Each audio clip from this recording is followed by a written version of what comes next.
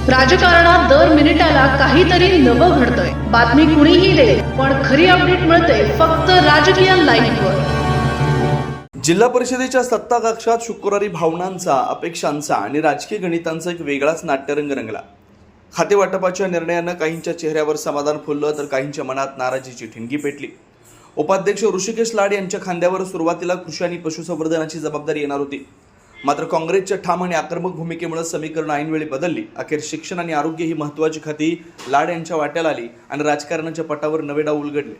दुसरीकडे अजितदादा राष्ट्रवादीच्या सावित्री तमनगोडा रवी पाटील यांना सुरुवातीला शिक्षण आरोग्य खात्याची अपेक्षा होती, पण बदललेल्या परिस्थितीत त्यांच्याकडे कृषी आणि पशुसंवर्धनाची धुरा सोपवण्यात आली।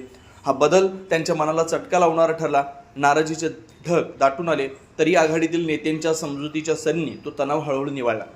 शिवसेनेचे पृथ्वीराज पाटील यांच्याकडे बांधकाम आणि अर्थसारख्या जबाबदाऱ्या सोपवण्यात आल्या, तर इतर समित्यांनाही त्यांच्या कार्याची दिशा देण्यात आली।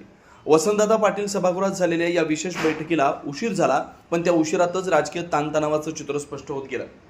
काँग्रेसकडे संख्याबळ असतानाही अपेक्षेपेक्षा कमी वजनाची खाती मिळत असल्याची भावना उफाळून आली होती, त्यामुळे काही काळ वातावरण तापलं, शब्दांचं वारं झालं, पण शेवटी महाविकास आघाडीच्या नेत्यांनी संयमानं हस्तक्षेप करत तणावावर पडदा टाकला।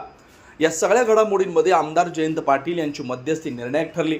त्यांच्या हस्तक्षेपामुळे सावित्री रवी पाटील यांच्या नाराजीचे ढग दूर झाले आणि या त्या नव्या जबाबदारीसाठी तयार झाल्या।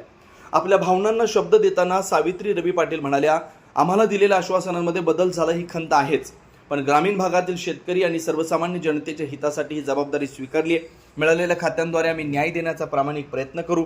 अखेर या राजकीय नाट्यातून एक गोष्ट पुन्हा स्पष्ट झाली, सत्तेच्या वाटपात केवळ आकडे नाही तर भावनांच्या आणि प्रतिष्ठेचंही गणित तितकंच महत्त्वाचं असतं आणि त्यात संतुलन राखणं हेच खरी कसोटी असते।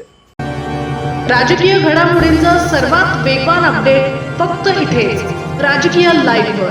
आमच्या YouTube चॅनलला लाईक, शेअर, सबस्क्राईब करा आणि रहा राजकारणाच्या रणभूमीवरील थेट नजरेत।